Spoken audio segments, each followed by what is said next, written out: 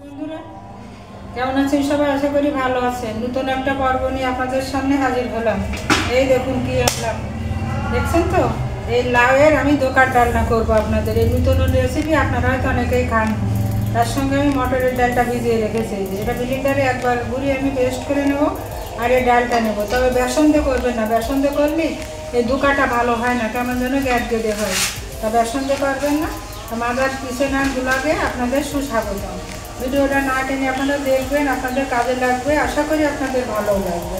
আমি কি করব, এটা ব্লেন্ডারে পেস্ট করব, আর লাউটা আমি কুটে নেব। লাউটা আমি কুটে নেব, ততক্ষণে আপনারা আমার সঙ্গেই থাকুন। লাউটা আমি গ্রেট করবো, আপনাদের দেখাবো, আর ডালটা ব্লেন্ডারে পেস্ট করে নিয়ে আসি। এই দেখুন আপনাদের আমি দেখাচ্ছি, একটু দানা দানা থাকবে। দানা দানা না রাখলে হবে কি, দানা দানা যদি না রাখি তাহলে তোমার বেসন দিয়ে করাও যায়, বেসন দিয়ে করলে গ্যাদ গেদে হবে। এটা একটু দানা দানা রাখলে কিন্তু ভালো হবে, দুকাটা ভালো হবে। আমার পেজে পটলের দুকার ডালনাটাও আছে, মোচার দুকার ডালনা আছে, আপনারা লাগলে আপনারা দেখে দিতে পারেন। এই দেখুন সবজি কুটে সবসময় জলের ভিতরে রাখবেন, তাহলে এক হচ্ছে সবজি যদি শুকনো থাকে সবজি তাজা হয়ে যাবে, আর জলের ভিতরে রাখলে কাজ করতেও সুবিধা হবে। তো এবার আমি কি করব, আমি এই যে একটা গ্রেটার নিলাম, গ্রেটারে নিয়ে আমি কি করব, আমি আস্তে আস্তে জলটা ঝরিয়ে নিই। আমি এইভাবে আস্তে আস্তে আমি লাউটা তাহলে আমি গ্রেট করে নিয়ে আমি ফিরে আসি। এই দেখেন এইভাবে চিকন করে গ্রেট করে নিয়ে আমি ফিরে আসি। বন্ধুরা এই যে লাউটা গ্রেট করে আমি হালকা একটু চিপে ফেলেছি, একেবারে লাউতে তো জল গলে। আর এই যে ডাল বাটা, এর সঙ্গে আমি হালকা একটু বেসন দিয়ে দেবো, আর হালকা একটু লবণ দেবেন। লবণ বেশি দেবেন না, কেননা আবার রান্নায় আমার লবণ যাবে। তো আমি সঙ্গে দিয়েছি কাঁচামরিচ, হ্যাঁ আমি সঙ্গে কাঁচামরিচ দিলাম। আর আমি সঙ্গে দেবো একটুখানি বেশি দেবো না, আমি এর সঙ্গে একটুখানি ভাজা জিরে দিয়ে গরম মশলা আছে এই গুঁড়োটা একটু দিয়ে দিলাম, এটা দিয়ে দিলাম।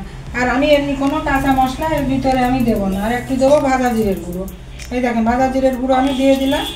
এটা এবার কি করব, আমি কড়ার ভিতরে দিয়ে দেবো। তাহলে আমি লবণ দিলাম, সব দিলাম। বন্ধুরা হলুদটা আমি দিয়ে নিই। এই দেখেন হলুদ হালকা করে একটু হলুদ দেবেন, বেশি দেবেন না, লাউ তো। তাহলে এবার আমি কড়াইতে তেলের উপরে আমি এটা দিয়ে দেবো। আমি একটুখানি বেসন দিয়ে দিয়েছি, একটুখানি, বেশি দেবেন না বেসন, কারণ আমার ডালটা যদি বেশি হয় তাহলে বেসন দেবেন না। আমার লাউ ছাড়া ডালটা মনে হচ্ছিল একটু কম আছে, তা লাউটা আবার ফেলে দেবো, যার জন্য আমি একটুখানি বেসন দিয়ে দিয়েছি, সামান্য। এইভাবে এবার আমি নেড়ে চেড়ে নেবো, নেড়ে চেড়ে নিয়ে দোকান আকার এলে আমি আপনাদের কাছে নিয়ে আসবো।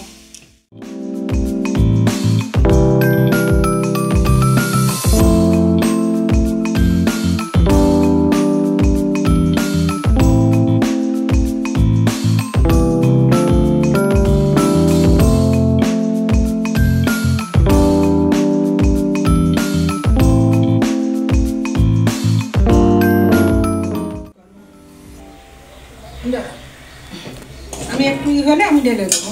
গ্যাসটা আমি অফ করে দিই, গ্যাসটা অফ করে দিয়ে দেখেন এটা আমি একেবারে এইভাবে দেখেন এইভাবে নিয়ে আমি যে ঢেলে দিলাম। ঢেলে দেওয়ার পরে আমার তো হাত দিয়ে এখন সম্ভব না, হাতটা পুড়ে গেলে রান্না করবো কেমন করে, তাই একটু খুন্তি দিয়ে এরম করি। তারপরে আমি হাত দিয়ে আমি এরকম করে করে আমি ছাট করে দেবো, একটু ঠান্ডা হলে ছাট করে দেবো। আপনাদের দুকা কাটার সময় আমি দেখাবো। দেখুন বন্ধুরা এই দেখেন একটু গরম আছে, তবুও রান্না করবো তো। এই দেখেন আপনার এই যে দুকার পিসগুলো আপনি করবেন, পিসগুলো ঠিক আপনার পছন্দসই আপনি করে নেবেন। আপনি তো আমার পছন্দে করবেন না, আপনি আপনার পছন্দের এইগুলো করে নেবেন পিসগুলো। একেবারে বরফি সন্দেশ যেমন ওইরকম ধরনের পিস আপনি করে নেবেন। এইভাবে করলাম, এইভাবে করে আপনি আড়াজিটা কাটবেন। এইভাবে আমি পিসগুলো কেটে নিয়ে আসি। তাহলে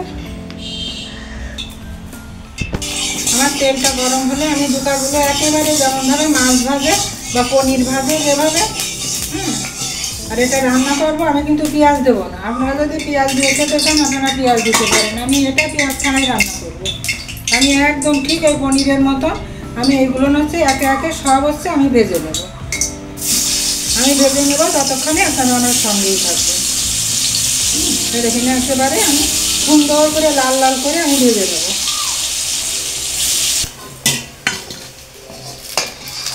এই দেখুন এইভাবে লাল লাল করে, এই দেখুন এইভাবে লাল লাল করে ভেজে তুলে নেবেন। একেবারে যেমন রুই মাছ রান্না করবে বা পনির রান্না করবে একেবারে ওরকম করে। আমার আর কিছু আছে, আমি সেই তাওয়াটা ভেজে নিয়ে ফিরে আসছি। এই দেখুন আমার সব এখন ভাজা হয়ে গেছে।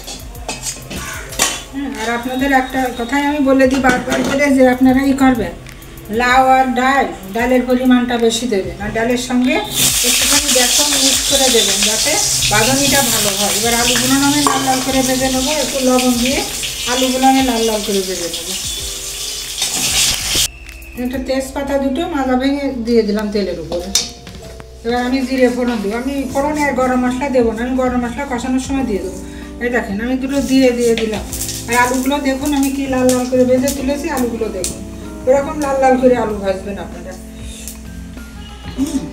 আর আমার ঘরোয়া যে মশলাগুলো, আমার এই দেখেন জিরে ধনে বাটা আছে, আমার এখানে আদা বাটা আছে, আর এখানে আমার একটু শুকনো মরিচের গুঁড়ো আমি জলে ভিজিয়ে রেখেছি কেন পুড়ে যায় বলে।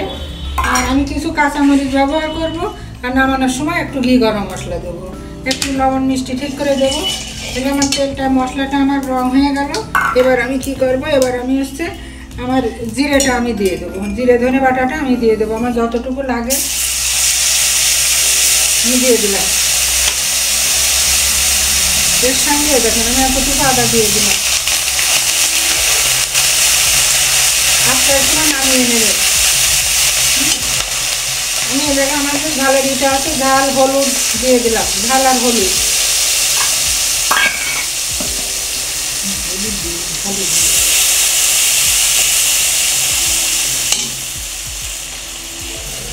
এবার আমি মশলাটা সুন্দর করে আলু দিয়ে কষিয়ে নেবো, তাহলে আলুটা আমার সিদ্ধ হয়ে যাবে।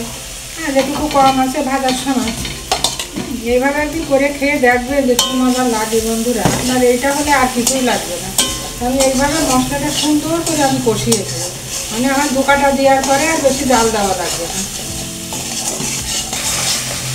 মশলাটা আমার কষানো হয়ে গেছে, কালার দিয়ে এসছে দেখো। খেতে দেওয়া হবে না, দুর্দান্ত হবে খেতে। আপনারা না করে খেলে আপনারা বুঝতে পারবেন না যে কত স্বাদের হবে এটা। রান্না করতে করতেই তো সাটুদ্ধ হয়ে গেল, কোন রান্নাটা কেমন হবে সেটা মশলা কষানোর সময় আমি বুঝতে পারি। আমি মশলাটা আস্তে আস্তে জল দেবো আর আমি কষিয়ে নেবো, তাহলে গ্রেভিটা খুব স্মুথ হবে। আপনারা একবারে কখনো জল ঢেলে দেবেন না। হ্যাঁ, এইভাবে আস্তে আস্তে কষাবেন আর এইভাবে আপনার পরিমাণ মতো জল দেবেন।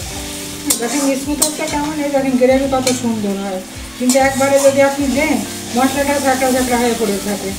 আমার যতটুকু জল লাগবে দেবো, কেননা আমার আলুগুলো প্রায় সিদ্ধ হয়ে গিয়েছে। আমার যেটুকু লাগবে পরিবারের লোক সংখ্যা অনুযায়ী আমি সেইটুকু জল দিয়ে দেবো, বেশি জল আমি দিলাম না। আমার জলটা ফুটতে দিই এত সময়। দুগা বাজাগুলো দিয়ে দেবো, এক একজনের এক এক টুকরোই লাগবে, তার বেশি হলে কেউ ভাত খেতে পারবে না। হ্যাঁ, আমি দুগাগুলো দিয়ে, এটা নিরামিষ রান্না, আপনাদের আমি আগেই বলেছি নিরামিষ রান্না মানে আমার একটু মিষ্টির ব্যবহার আমার দিতেই হবে। আমি একটু চিনি দিয়ে দিলাম। আপনারা যে যেমন চিনি খাবেন, চিনি যদি না খান চিনি দেবেন না। আমার রান্না কমপ্লিট প্রায়। আমি দুকাটা একটু জাল খেলে আমি নামিয়ে নেব। রান্নার রং দেখে বুঝতে পারছেন। এবার আমি একটুখানি বেশি নেই, দেখেন এতটুকু ভাজা জিরের গুঁড়ো আমি দিয়ে দিলাম।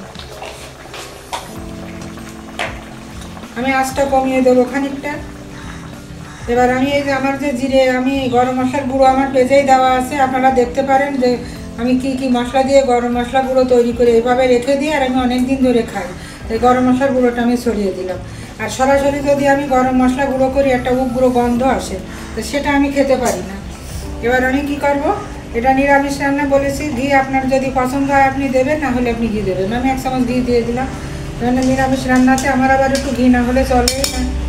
তো এবার এটা দিয়ে দিলাম। আমি দেখুন এবার কী করবো, আমি জালটা আমি আর বেশি দেবো না। এবার আমি একটুখানি জাল দিয়ে আমি এটা অফ করে দেবো। কেউ বলবে যে এটা এই লাউ দিয়ে দুকার ডালনা তৈরি হয়েছে, এই যে আমার যে ঝোলটুকু আছে আমার দোকাতে টেনে নেবে, তাই আমি গ্যাসটা আবার অফ করে দিই।